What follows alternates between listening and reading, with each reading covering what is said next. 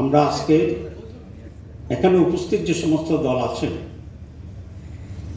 সেই দলগুলো কোন কোন কতটি আসনে নির্বাচন করবে সেটি আমরা এখন ঘোষণা দিচ্ছি।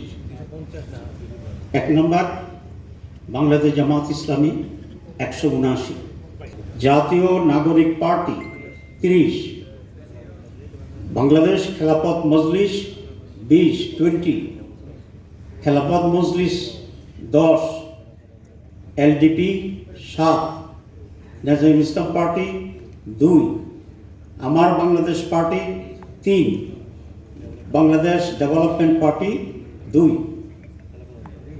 এই হচ্ছে এই পর্যন্ত আমাদের আসন কনফার্ম করা যেগুলো সেগুলো আমরা ঘোষণা করলাম।